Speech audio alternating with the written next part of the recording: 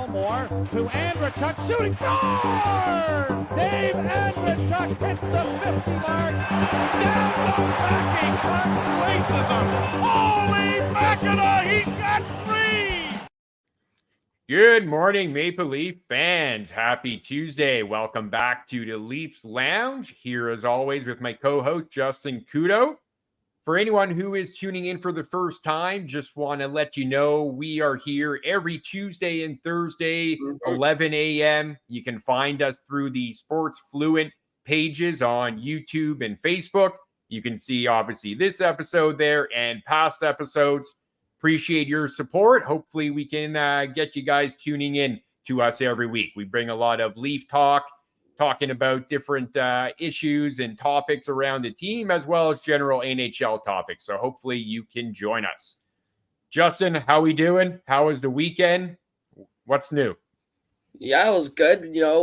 Stayed at home, was able to catch both the Bruins game on Thursday, which, unfortunately didn't go our way. And then Saturday night, bounced back with the big 2 points against the Habs. And just before we got on, we were talking about how sweet it is to beat the Habs, and even better when it comes on Hockey Night in Canada. So, a big 2 points for the team, and it'll be interesting to see how these new acquisitions that we'll get into a little later in the show, how they come in, where they slot in, and how they gel with the squad.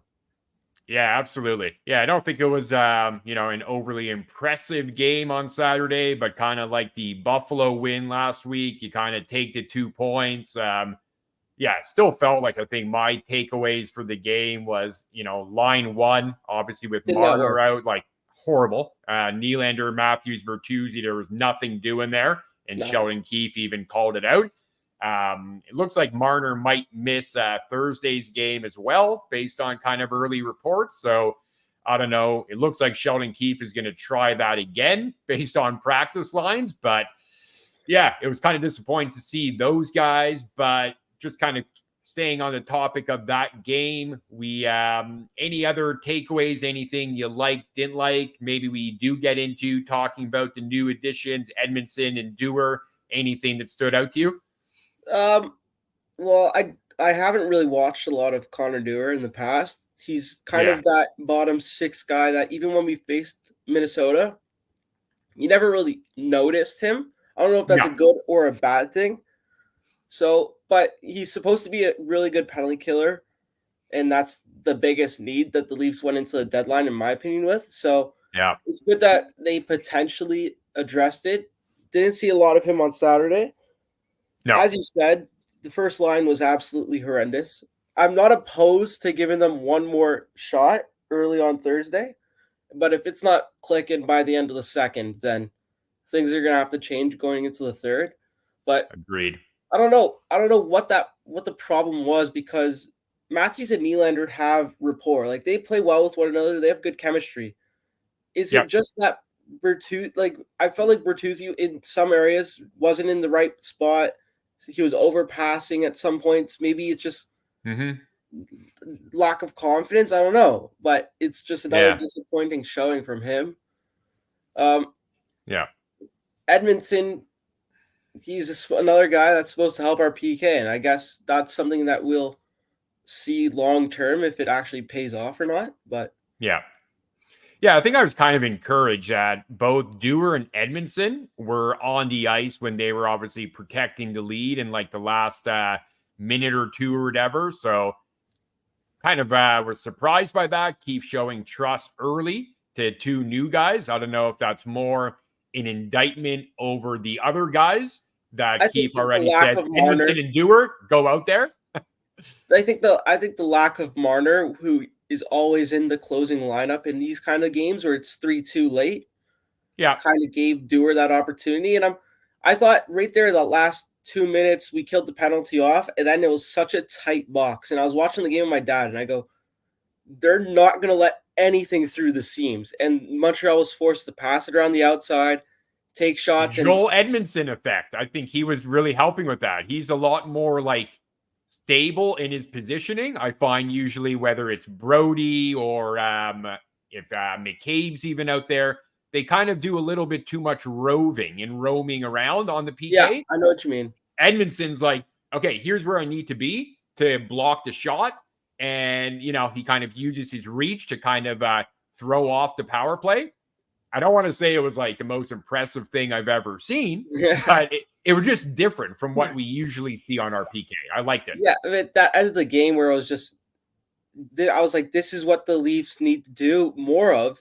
Like, clog the middle of the ice. They're not allowing that seam pass. They were just saying, here, Nick Suzuki, Cole Caulfield, shoot from the wings. We trust Samsonov, who had another great game, to make those saves when we really like need him to, and he did. So for sure. What was your thoughts on Simone Benoit getting the I don't know if you would call it a Jason Spezza Babcock treatment? Obviously, that's a little bit of exaggeration, but that's what Twitter was calling it. Like, did you understand where he was coming from? He basically sold it as, we need Timothy Liljegren. We need him to like get his opportunity, right shot, or where were you at with that call? I mean, a lot of people were saying bench, it should be Liljegren who gets scratched, and then we saw earlier, it was one of the games last week where we had 6 D-men, all lefties, and it was terrible. I'm pretty sure we lost. It's terrible to go 6 lefties, and even if it's 5 lefties in Lyubushkin, it wouldn't change much. I think Liljegren has to stay in the lineup for that reason, especially. Okay. But I also think that Liljegren is he's a better player than Benoit. Even though he's had a rough stretch of 3-4 games, he's still the better player. I don't know where people got this idea that Simone Benoit is prime Thomas Kaberle now. I don't understand. He's not? It's like he has such a cult following in the Leafs fan base where everybody's like, this guy throws big hits and he blocks shots. So automatically he's like the next coming of freaking Jesus. I don't know. Yeah, and I think with Timothy Liljegren, I think any non-delusional Leaf fan should obviously recognize that his talent alone should give him a place in the lineup. But his play, especially against like the Bruins the last few games, it leaves a lot to be desired. And I think with Simone Benoit, what appeals is that more simple game. And I think when you watch the Leafs in terms of their defensive zone play, it's so frustrating to see a guy like Liljegren, Riley, guys who just don't know how to play positionally well, and they don't know how to clear the front of the net. Guys like Edmundson, Benoit, what I like about their game is they're going to be in the right position, and if they're not, they're at least going to provide some physical obstruction for a player to get to the front of the net, for a player to be able to cycle down low. Whereas Lily, it's, he's taking penalties, soft play. Yeah, but we're going to get our playoff lineup after. But they have different strengths in their game. Like, Liljegren's not the type of defenseman who's going to give a cross check in front of the net like Edmundson, or, like step up on, like, throw a big hit on the wall like McCabe has.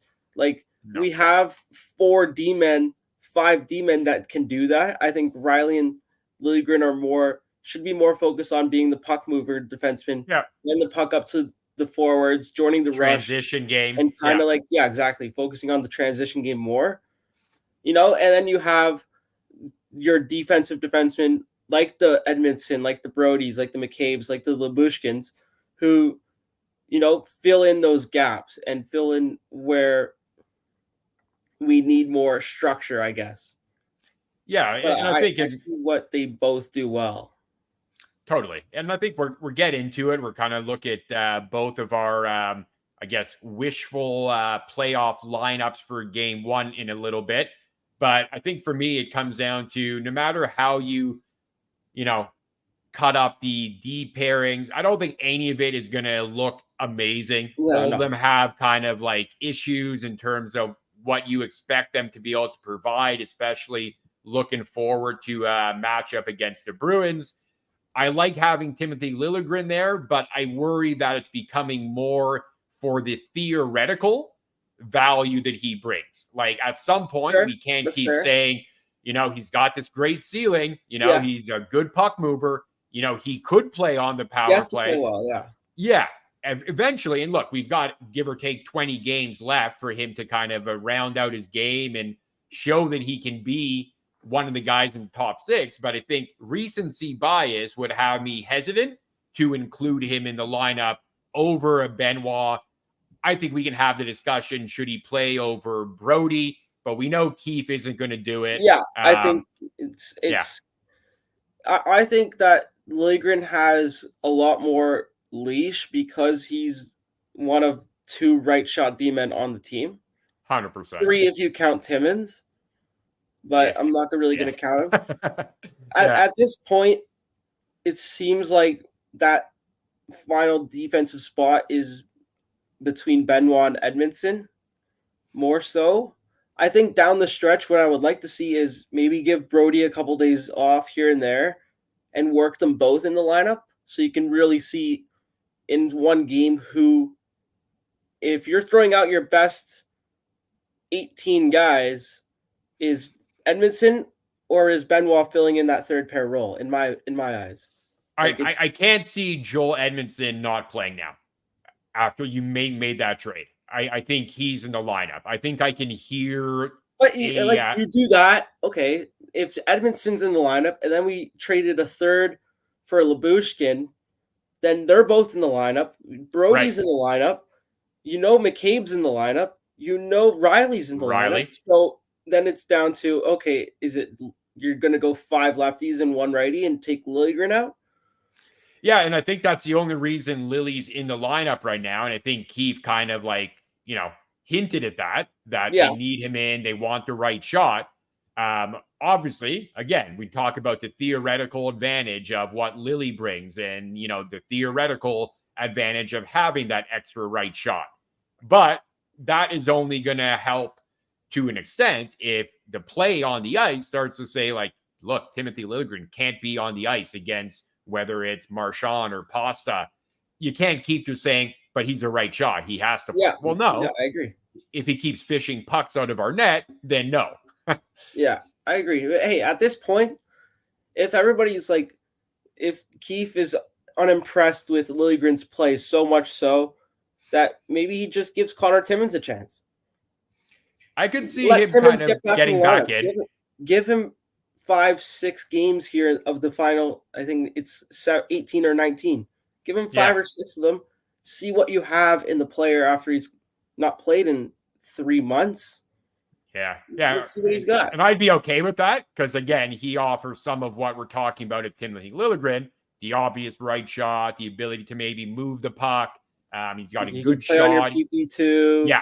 Yeah. So I think there's advantages there. I think it would have to he'd have to have a very impressive, whether he gets into another 5 games, he'd have to be really impressive for, I think, Keefe to justify him over Lily. But yeah, maybe Lily does play himself out of consideration. That's clearly where we're getting close to right now. I'm not there. Not yet. I think I'm going to give him another 2 weeks. I don't think that this play will continue. I think he'll pick it back up, and then everybody will be like, oh, Liljegren's actually pretty good. Yeah. I mean, I think where he's kind of fallen off is against those bigger, heavier forechecking teams. He doesn't seem to be able to hold up against that kind of forecheck. He doesn't get rid of the puck as quickly as you would like. Either trying to make a perfect outlet pass, or he just doesn't like to absorb the hit, and then, it's a turnover.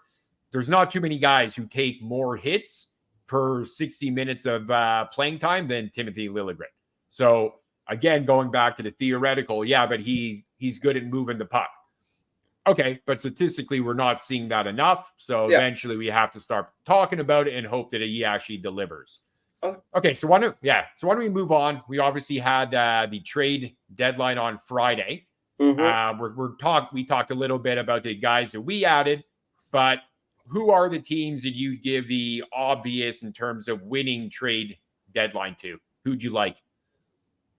Well, it's the Canes, Carolina Hurricanes. You get the best player, you win the deadline, right? I feel like that's the easiest way to put it. Them getting Gensel is massive. in my my perception of the Canes has always been they don't have the offensive firepower to compete. Right. When the going gets tough, I don't believe in the guys like Aho, Svechnikov, Natchez, Jarvis. Like, I just don't think that they have high-end enough talent. But then you go out and add 40-goal scorer Jake Gensel, and I'm like, damn. Like, And now... Kuznetsov too. No. You're not confident there, eh? No, I'm not going to go out on a limb and say that he's still the 2C he was when the Caps won the Cup. How long ago was that? 6 years ago? 5 years ago? Yeah, at least. Yeah, 5, 6, sure. So, yeah. No, he's not the same player. I think it's more likely that he ends up a healthy scratch come playoff time than him playing a significant role.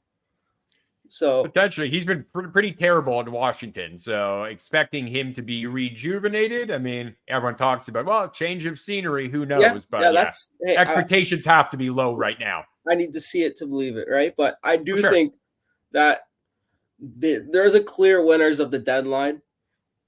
So you like what Carolina did over Vegas in terms of ads? Well, okay, I put it like this. Who's the better player, Gensel or Hertl? But it's Hertl, Mantha, and Noah Hannafin. Yeah, but that's pretty good. Vegas is like, I don't know. I don't think Mantha's a pencil. He's not going to move anything for me. He's a top 6, top 9. He's yeah, all right. But I don't think he moves anything for me when it comes to that Vegas team. Hannafin's a great defenseman. I think he was the number 1 target on TSN's trade bait list. But I think Gensel's just the best player of the deadline. You get the best player, you win the deadline. I agree with that. Yeah. Yeah. And they didn't really give up too much because obviously they were dealing with our old buddy Kyle Dubas, who just saw, oh, can I get a Sioux Greyhound Michael Bunting back? Sure. Sign me up. Like, he got nothing for that. I think he got a conditional second. They got a first if Carolina wins the Cup. They got some European prospects that obviously Dubas has some sort of belief in. Yeah. All I know is the Penguin fan base was probably out front of the arena. Yeah, you definitely wanted and asking for his head based on the comments I've seen. You definitely wanted a first-round pick. Yeah. But then Dubas goes out and he's like, we want like prospects and roster players, not picks. Because I think he wants to do more of a retool than a rebuild, which I don't know if that's going to work with that team. Unless Sid is asking for a trade to get out of there, I think you have to be looking more retool. And that's clearly not on him as much as it is the ownership, because clearly when they hired him, they said, yeah, we need you to push all in because we still want to try to win with Crosby. We're not trading him. So figure out a way to build around him and retool. But then he makes this move where it's like you didn't get anything that's really going to move the needle in that Sidney Crosby window. Like, you got Bunting, sure, that's borderline top 6 guy. I don't know what the hell he's doing. But anyways, we can probably do a whole show on my thoughts on Kyle Dubas. I think he's doing a horrible job. He's gonna fill right back in on Crosby's top line left wing. Yeah, well, he was playing there. I think it was yesterday afternoon, the game against Edmonton, and he looked all right. He was obviously looking okay with Crosby, but I think it's a big downgrade. I'm pretty sure the Penguins have scored 2 goals in the last 4 games. They are horrible right now. They're suffering from the fact that Dubas filled the entire bottom 6 with Kerfoot and Engvall type players. Yeah. So do they go out there and nothing happens? That's what they. Yeah. Well, it's also the contracts he handed out, right? Like, if you're not going to be winning in the next 4 or 5 years, you've got Ryan Graves, Noah Chari, Lars Eller, Tristan Jarry, all okay players, but they're not in the prime of their career. These are older guys that they're not going to look any better next year. Anyways, yeah, so I like what Vegas did overall. I think the Colorado Avalanche probably deserve at least a B+ grade for what they did. I like the Sean Walker adding Got rid of the Johansson contract as well. Getting rid of that. Yakov Trevin from Nashville. He's kind of a good high-end bottom six guy. So I like what they did. Who else? I don't really think anyone else, like in terms of like teams in the West, aside from Vegas and Colorado, I was surprised. Like Edmonton obviously got Henrique and Carrick, but I don't think Edmonton, Vancouver. I thought Edmonton was going to be the landing spot for Gensel. Yeah, they were talking about him for a while. I definitely think that they didn't do enough. I think Edmonton, getting those guys. If your first round picks, you're expecting it to be number 32, then yeah.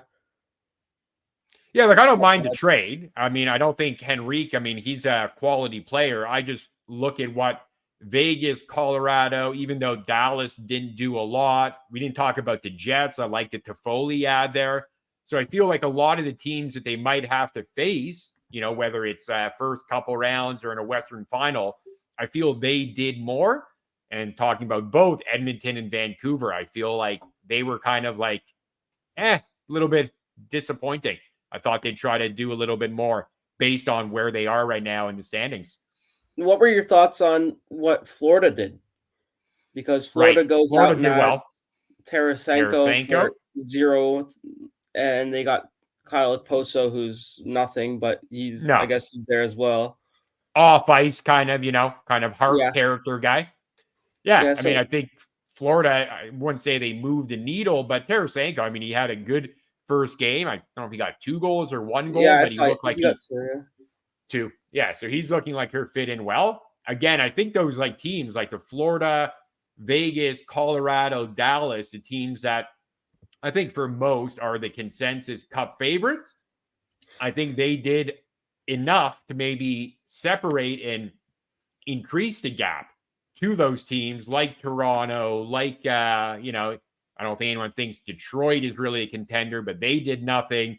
Boston didn't really do anything. Andrew Peeke, that's not going to move it. And Pat Maroon, I can't wait to see Pat Maroon again if we face them. But, I just thought those Tampa made a couple moves. They brought in Dumba, who, I thought he was going for a first-round pick. I thought Dumba was going for a first-round pick. I wonder what happened.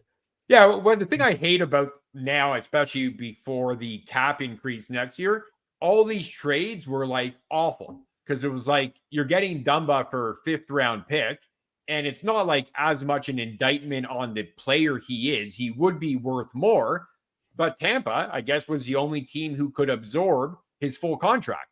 Yeah. So they didn't have to overpay for retention, whereas the Leafs with guys like Edmondson and Lyubushkin, who I don't think too many people would say is as good as Dumba, they have to pay more for it because they needed retention. And it just makes all these deals like look horrible.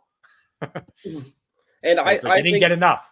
I said it when we talked about potential Leaf targets a few weeks ago. I said, I really want the Leafs to go out and get an Anthony Duclair type player.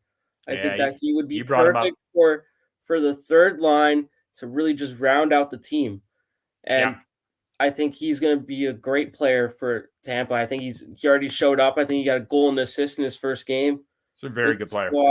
I think he's going to be a big help for them come playoff time. If they get in, which I was going to say. I saw Jeff Merrick said that his hot take is Tampa to miss playoffs. And I said, that's not happening, buddy. Yeah, like who's going to pass them? Like in the West, you got more teams that are trying to build a case to get into the playoffs, but like Tampa, Detroit, I see the Isles have been coming up a little bit, so I can see the Isles maybe getting in there, but it's not going to be Washington or New Jersey. The Red Wings have fallen off big time. Yep. So I don't think Tampa Bay is going to miss out. I could see Detroit missing out and the Isles coming up, but I think Tampa's in. I think so as well. Okay. So why don't we, you ready to get into our playoff lineup predictions? Sure. You want to tee it up? or you want me to go first? No, you can bring up mine first. Okay. All right. So just to let the audience know, so what Justin and I are doing is we're trying to help out Sheldon Keefe here with building the perfect playoff lineup. Justin's was actually more detailed than mine, so full marks to him. It's probably good that he's hitting leadoff here. So he's going to just kind of look at what a game one Maple Leaf lineup should be and hopefully will be. I hope you can see it well. I'm not sure if it's tough on the eyes, but you obviously know what you did here. So why don't you walk us through and let's give an evaluation when you're done. So I started with, I wanted Matthews, Knies, and Marner. Just keep that top line together. I like what they've been doing for large majority of the season. So I think if that works, it works, kind of thing. Tavares, Bertuzzi, Nylander once again. It's something that's keeping it status quo right there. If you see right here, the second version is something I'm way more I played around with the idea way more so, but we'll get to that. Yarncroke, Domi, going a little crazy on that one, right? Yarncroke, Domi, McMahon, once again, kind of keeping it more status quo. Not, still, it's so hard because when I was first putting it together, I said, where does Domi slot in? I was like, I want to make a third line identity line. Like maybe throw Dewar there as 3C or move Kampf up to 3C, and then you have like an identity line and third line. Right? Yep. But I'm like, it doesn't work because then Domi's on fourth line? I can't put him on second line. I don't know where to put Domi. So it's hard to find a spot for him. And I think Reeves is a start for game one. Yeah. And then after that, I like Holmberg. Okay. Going forward. Deeper in the series as kind of the physical tone has already been set. I think that's when Holmberg can step in. And then I have Robertson as I guess that would make him the 14th forward. If somebody gets injured, like a Knies goes down. He's not going to be happy with that, Nick Robertson. I don't know if you heard his comments. He ain't happy with not being in the lineup. I mean, it's hard, right? Because he obviously thinks he's outgrown the AHL, which he has. And he wants a top 6 spot. But I'm looking at top 6 left wing. He doesn't fit. Like, if you throw him in Knies' spot, then you kind of have... He hasn't earned that. He hasn't earned that. No, but then you kind of... Like, the line chemistry, I feel like, is all off. Because Knies right now is the puck getter. He's the guy who will scoop the pucks out of the corner and get the pucks right to Matthews and Marner. Even if it's not the right play at the time, he kind of force feeds it, Right. Yep. Whereas I don't know if Robertson... you can't justify Nick Robertson getting a top 6 right now. He hasn't shown enough.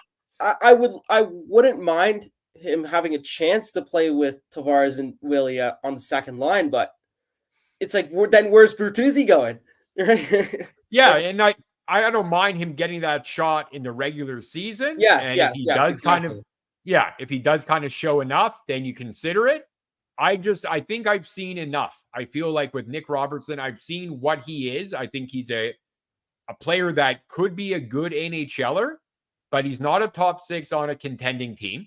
I think there's too many limitations to his game to allow any legit contender to fit him into a top 6 role, because you're not getting anything, in terms of defensive contributions, playing a disciplined game in terms of, puck control, puck discipline. You're not getting that from him. He's a guy who needs to have some space on the ice to get in a position to shoot the puck. He's got a great shot, but I think before he got healthy scratch, he had like 1 goal in 14 games.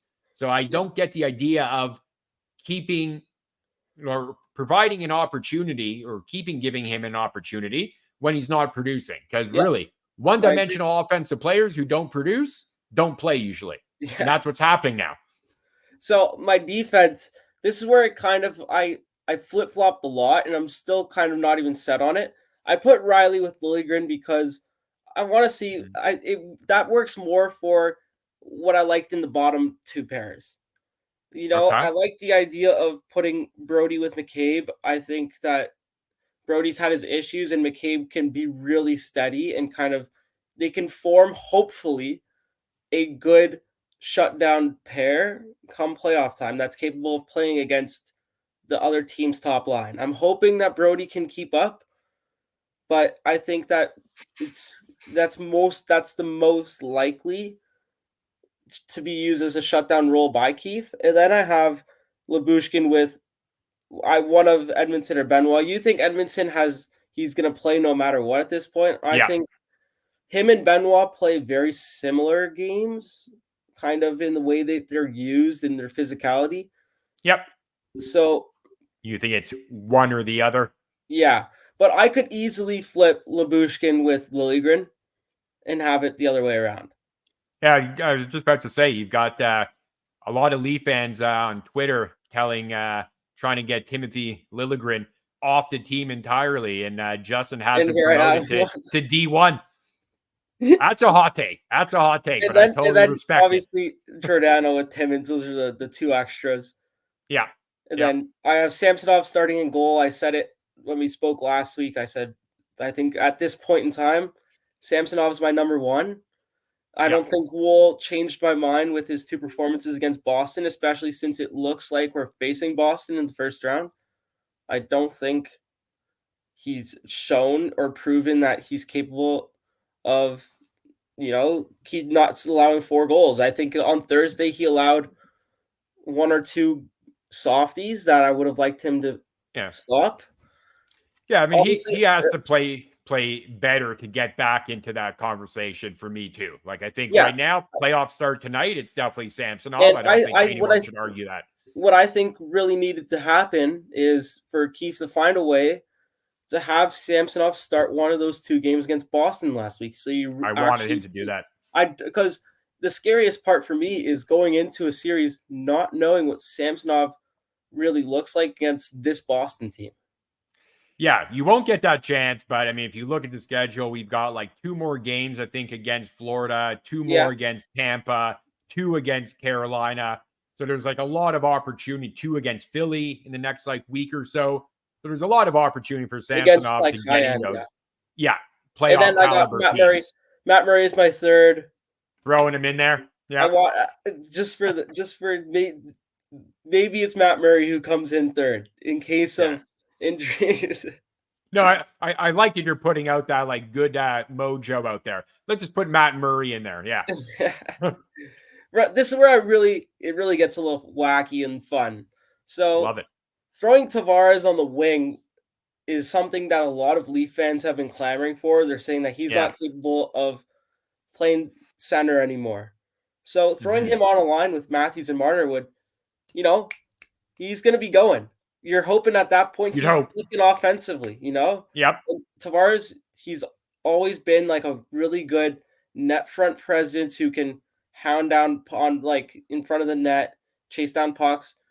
I think that Tavares could play well with those guys, and they have a lot of chemistry from playing in 6-on-5 together. If Keefe wanted to stack a line at the end of the period, it used to be Tavares. Now it's more Willie Nylander. But it used to be Tavares out there that would be with those guys at the end of a period. So they have chemistry playing with one another. I think it could work, and it would be fun to see. Yeah, I think the only issue I would have with that is if you stack your first line, you got those 3 guys going. If they don't completely tilt the ice and essentially dominate against the Bruins, you're losing every game. Yeah. I think that would be my worry. Because you look at the second line, you have Willie, Bertuzzi, and Yarncroke. I think Yarncroke can be that kind of more stable, defensive-minded presence on the line compared to Bertuzzi. Nylander, Keefe is, coming into this year, there was talks that Keefe wanted to try Willie at center. Yeah. Give him his own line. Let's see what he can do. And then he just teared it up on the JT's wing. So he just never changed it. Maybe you give him a chance, down the stretch here. It's really, we're giving you more time on PK. You're becoming more defensively minded, even if you still have your lapses. Let's, Yeah, I mean, push I your own think for line. I me, definitely think that the problem's not going to be him carrying offense on the line because I think he's fully capable of doing that. And you're giving him two guys who are, mediocre offensively. Well, it could work. right. Yeah, I mean, I think I just kind of worry, we've seen with Bertuzzi, Domi, Nylander, how bad that line has looked. And that kind of makes me question the idea or the notion that Nylander can, in fact, drive his own line. I'm just not seeing it I right think now. that line has been more bad because of how bad they are defensively. For sure. I think that there was times I think they were together during the Rangers game last week. Yep, they would have been. There was shifts where they would completely dominate play, and obviously it's a lot because the puck is just attached to Nylander's stick. You're hoping that if he's going, this line is going, kind of thing. Yeah, that's fair. But Okay. then the third line, you saw, I think it was also last week against the Rangers, you had Nyes and McMahon together, and I thought they were bounced off one another well. And then you I throw liked it. Domi in the middle. This is where Domi has to slot in because there's really no other spot for him. Yeah. But then the fourth line stays the same as my first version, where it's Dewar, Kampf, and then Reeves for the start of the series, Holmberg to finish the series. So even though you went wild here, still can't find a spot for Nick Robertson, eh? We're ready to go that wild yet. Because the only way I really tried. I tried to put together a third one where I had Robertson in the top 6. But by doing so, I was making a very complete defensively vulnerable third line. That did not work. Yeah. Well, yeah, if you want to see Nick Robertson show up in a top 6 in a lineup, you don't have to go very far. If you go on Twitter, there's a lot of blind faith fans that have Nick Robertson on the first line with Matthews and Marner, and they have him prorated to score 40 goals. So it could work depending on your angle. Yeah, I don't. It's so hard to find a spot for guys like him, Bertuzzi and Domi, and even a guy like Yarncroke. It's so hard to find a spot because unless you want to put Yarncroke on the fourth line, which I think he doesn't deserve that. I think he's better than that. It's like these guys who are kind of like, I guess maybe that's a blessing and a curse, right? They can go up and down the lineup. You like that, but they also don't have they don't really have a secured spot. They don't have a role. Well, yeah, exactly. What's Bertuzzi's role on the team? Right now, they have him on PP1, which I would take him off of, and I'd put JT back. I think they will. I think for playoffs, I think you're just loading up your power play, the power play that got you 28% on the year, and lately it's not even being good anymore. So, get back to it. And then my PK guys, I feel like Kampf and Marner are automatically the first guys that keep sending out there unless Marner or Kampf are in the box, right? Those are the first guys over the boards. Yeah. And then you probably have Dewar and Holmberg, which it looked like in Montreal. But it could be Yarncroke if Holmberg is not in the lineup, right? Yeah, I think Yarncroke should be one of the 4 PK forwards, but and then but they usually throw out. There's like 3 of them that go out there. So then there's like Yarncroke with it looks like Willie or Matthews that kind of go out there in the last 20-25 seconds. So yeah, I definitely don't want to see Nylander killing penalties. I know he's got leads the league in shorties, but not against the Bruins. I don't want to see him out there against the Bruins. He ain't going to get those shorties against the Bruins. I like having him out there for the intangibles. Like if someone just hands Nylander the puck, sure, he can go coast to coast and maybe score a goal. But he's not good in terms of his positioning. He doesn't really prevent shots on net when he's out there. He's a very lazy defensive player. I don't want to see him out there against the Bruins. But yeah, this is the lineup that I think the second one will not happen unless we're down 2 goals in the third period, then maybe Yeah. something like this would be thrown together. Yeah, well, he's done the, stacking the line, putting JT up there. He's done that a lot. I just have always seen it have like varying degrees of success. Like, it's not like it's like, oh, when JT gets up with Matthews and Marner, instant offense. Haven't really seen that. It's been, it looks good. It's been effective sometimes. But to me, I think it's more something you try if you're trailing in the game. You need to kind of get things going with the team after a timeout type thing.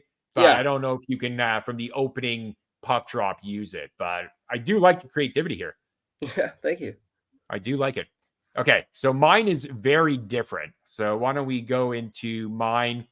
The presentation, nowhere near as good as yours. So don't judge a book by its cover, please. So I didn't go into special teams. I'm just looking at the forward group and the D. So when you showed your lineup, you talked about where can we find a place for Domi? Seems like kind of an odd fit. I had the same struggle, but I decided to put him on line 1. Okay. I like the way he looked Saturday playing on the wing. He's more aggressive, trying to get his shot. We obviously saw him. I think he led the team in shots on goal. He had 4 shots. I find him, he's obviously always going to be more of a pass first guy. So I think when people view this, they're like, well, no, Domi, Marner, they're both 2 pass first guys. You can't have them playing together. Well, if they're playing with Austin Matthews, I don't want them to be thinking shot very often. So I'm okay with both of those guys being more facilitating and trying to get the puck to Matthews. And while I do like Nyes on line 1, I haven't ever thought that there's been great chemistry there. Like, it hasn't ever looked amazing. It's probably been their best combination from what they've tried, whether it was Bertuzzi for a bit. But it hasn't been like, okay, that line, those guys need to be together in the playoffs because they've been so dominant. I'm not seeing that, so I wouldn't mind trying Domi there. Then I go into line 2, Bertuzzi, JT, and McMahon. I could easily flip this, putting Nyes over there with Bertuzzi, because I agree with how Nyes and McMahon look together. Can maybe do Nyes, Tavares, and McMahon, kind of indifferent there. But my thought was having Nyes, giving Nylander a little bit more to work with in terms of offensive awareness, ability to kind of move the puck to him. And I think Dewar, when Tree Living spoke after the acquisition, he talked about how, we wanted to get more center depth, and that's why Dewar's here. So I do feel the plan is to have Dewar in the pivot. And I know Kampf played line 3 over Dewar in the first game. I think if you want to have 3 lines that are capable offensively, you're better off having Dewar there versus Kampf. Okay. And for me, it's more about balancing it up. I think in the past, we've been too reliant on Matthews, Marner to produce offensively. And then we threw out line 2 and line 3, and they contributed nothing. This, to me, I think gives you 3 lines that I think can attack, I think can possess the puck, can shoot the puck, get pucks on net. And I think you have at least a defensive conscience on each of your lines. It's not like you're putting Nylander, Bird, and Domi out there and being like, oh my God, if they don't have the puck, they're going to be in the defensive zone the entire shift. So that's what I like there. And then, for me, like Yarncroke, you could argue he's probably our best defensive forward. I don't need him to play on one of our scoring lines. I'd rather him play a true checking line with Kampf and Reeves. I kind of agree with you. Maybe Reeves comes out for Holmberg as you move through the series, or if he gets a game misconduct and a suspension after game 1, which is probably about 100% certain to happen. So that's kind of my forward group. I'm sticking on the D1 pair, Riley and Lyubushkin, McCabe, Simone Benoit. I like, obviously, I think they've played really good in the 3-4 games. Yeah. I think they looked well, but I saw this 2 years ago. It didn't work in the playoffs. I know. That's the only reason why I just couldn't make myself do it again, is that I saw what happened against Tampa and it didn't work. For sure. For sure. For me, it's just about like, who is that guy? If it's not Lyubushkin, I know you have Lily up there, but I just think Lily, he doesn't give you what Riley needs. Like we saw the Riley and Shen pair look really good last year because you have a guy who's going to be physical, clear the net, the things that Riley does not do for you, Shen did. And Lyubushkin, I don't think he's as good as Shen, but very similar what they offer. Whereas Lily does not. So I'd worry about those guys just getting pinned into defensive zone by the pasta line. And I don't want to see that. Okay. So then McCabe and Benoit. I think McCabe, when they are a pair, McCabe usually goes to the right side. So you can kind of flip that a little bit. And then Lily and Edmondson, they kind of tried that on Saturday. I think Edmondson can be good for keeping Lily's game under control, giving Lily a little bit more confidence to take those chances, moving the puck up the ice. So that's kind of where I'm at. Obviously, thoughts? I see no Brody. No Brody, which is probably why this lineup has no shot in hell to happen, because Sheldon Keefe won't do it. This is my dream world wishful thinking. And if Brody had to be in there, what happens? Is it Benoit that comes out? Or for me, no. Are you on the board of taking Liljegren out and doing doing a 5 lefties, which I hate, but again, you got to put out the best group that you have based on what you have to work with. They said Edmondson he played a lot of right D in Washington this year, so he does have that kind of experience handling the puck on his offside. So look, I mean, it absolutely kills me, as I'm sure it did for you, when you're looking at putting these D pairs together, because you're like, I don't like any of these guys here. Yeah, exactly. Like there's no one you say like, oh, I could put this guy anywhere up and down the lineup. He can play on my PK, on my power. No, we don't have those. It's not like I have the luxury of going through the Vegas Golden Knights defense where I'm like, oh, I got 8 guys that I want to put in the lineup. No, do I play Hannafin with Pietrangelo or Theodore? And where do I put Nick Hague? Like, we don't have that. Braden McNabb. We don't have that kind of quality.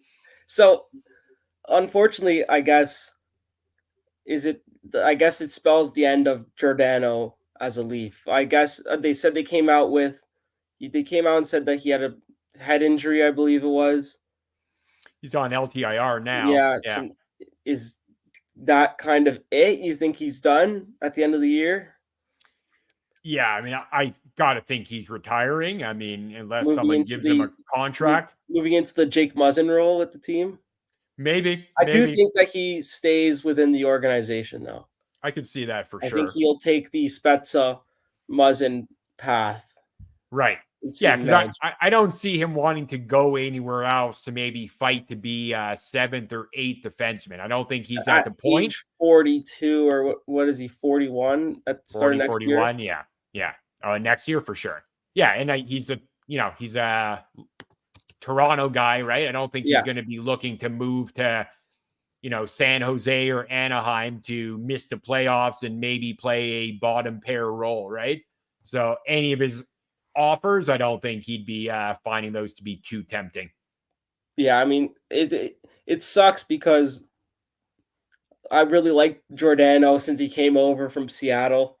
Oh, absolute warrior. Love the guy. What he's done was so big for the Leafs, and just taking the minimum, playing that third pairing role and killing penalties that, kind of sucks that this year hasn't gone particularly well.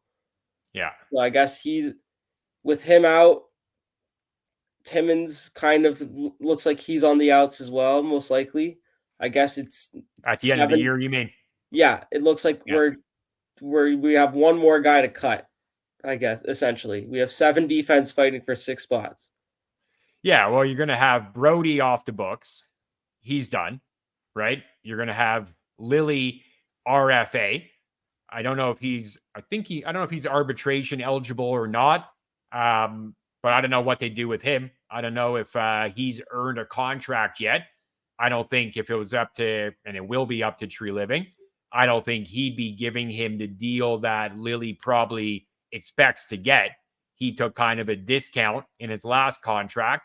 I don't think he's giving you a 2-year 1.5 AAV to come back. I think his qualifying offer, because he does have arb rights. His qualifying offer is 1.5 for next year. Yeah. So. If it goes to arbitration, I think he's probably going to be able to justify getting, high ones, like a 1.8 type deal for, which is a steal. I think it would be a steal. I mean, if you're playing him, yeah. But if he doesn't get into our playoff lineup, then I'd argue it's not. But even if he's even if you're not, like, to get a guy, giving a guy 1.8 to be your every pretty much sixth D-man, like that's the going rate. I think it's even cheaper. I agree. I think you kind of take that every time. I just don't know if Lily's gonna, and maybe he won't have much ability to, pick and choose what he wants to get as far as a contract. But I do worry that that might not be enough for him. And then you also are looking at, in the off season, I think they have around 21 mil of cap space. And they've got only like 13 guys signed right now. So you've got a lot of spots to fill. You obviously have youth movement, though. It has to be. You have to get guys on your ELC. So Cowan, Minton, Robertson, whoever else you want to throw in there, Alex Steves, I don't know. You got to find guys to take those spots. Yeah. And I think it was super telling that Tree Living didn't trade Robertson at the deadline, knowing that he's kind of under contract going into next year. He probably is going to be given more of an opportunity, knowing that the Leafs are going to be kind of pushed up against the cap. Unless he couldn't trade him. Like, I tried to and couldn't. I think that there's a high chance that he was shopped. Yes. Yeah. I don't think that it was a fact that nobody wanted him. I can't see a San Jose Sharks turning down Robertson. I just think, depending on the price, right? If Tree Living said, probably not up to what the Leafs wanted, maybe. Exactly. Like Tree Living might have said, hey, I want a second or a third for him. And teams are like, well, no, not doing that. I'll give you a fourth. And Tree Living said, yeah, you know what? I'd rather just hold on to him. He's obviously an asset under team control for one more year. Yeah, I could understand not taking a fourth for him right now. Yeah. I mean, it's to look forward to next year is a little too far ahead. I'm more focused on the next 2 months. Let's get through the end of April. Let's hopefully battle, end the season hot. Even if we don't finish second in the division, if we end the season hot, we can, give hope. Maybe it's the Bruins, maybe it's the Panthers. Yep. Still up in the air. Obviously, obviously anything they can do, not that it's really under their control as much, but would rather avoid Florida. I think the Bruins are definitely even though the 2 games last week probably showed the complete opposite of that, but I think the Bruins are the more favorable matchup for this team. I'd rather see that matchup, but I wouldn't be concerned with them starting on the road. I think we've talked about it before. Yeah. Their record on the road has been really good, especially relative to their home record. I don't worry about that. I know the Bruins would be the betting favorite for sure if we match up against Toronto right now. You don't think so? I don't know. I think Vegas loves the Leafs. Yeah, they do. And maybe, depending on how the series goes, those odds will flip. I do think if you're starting the series tonight and Bruins have home ice advantage, I'd have to think they give the Bruins a little bit of the edge there. Just because they've dominated them this year. They beat them all 4 times. I do get the angle of we want the Leafs to be the favorites, at least how we post the odds, because we want to encourage more Leaf bettors to, push in their chips on the Maple Leafs. But I still think the Bruins would have the edge there. But see, I don't pay a lot of attention to the regular season success because the Leafs have had the success in the past and it hasn't mattered. Right. So, I don't even know our record against Florida. I think we beat them once and we lost once. I Right. think we're 1-1. Yeah, we play them 2 more times. So, if we win both times, all of a sudden we're 3-1 against Florida. Would we rather face Florida? I don't know. No, I totally agree. Yeah, I don't ever put too much value in the season record. I just think for the betting odds it might factor in, but I do think, in the Bruins, I mean, I've been saying it all year. I don't understand how they've had the success that they've had, because you look at on paper, lineup really doesn't intimidate. They've got a lot of, not no-name guys, but a lot of guys that you wouldn't expect to be high impact players playing throughout their bottom 9, I would say even. And they're just finding ways. They're well coached, obviously getting great goaltending. Defense. Yeah. Great goaltending. Yeah. Yeah. It's going to be hard to beat. They play physical. So, yeah, there'll be a tough out. There's no way any Leaf fan should say, give me the Bruins because we're going to beat them. Yeah. It's just the better matchup. Get rid of the curse as well. That's the whole reason I want to. Totally. Yeah, it was great to beat Tampa, getting that revenge last year. If we can now do it to the Bruins and then maybe Florida in round 2, I almost don't care what happens in round 3. If you tell me we could beat Boston, then Florida, and then we get swept by the Rangers or Carolina, it's fine. It's fine. We're good. All right, man. Good chatting. We obviously got a light week for the team. Philly Thursday, then back home, Carolina Saturday. So that could be fun. We might see Freddie play in that game now that he's back. So that could be fun. Freddie back in the building. But yeah, we'll definitely chat Thursday and tee it all up. All right, perfect. See you all right, man. Have a good one. You too. Bye. Bye.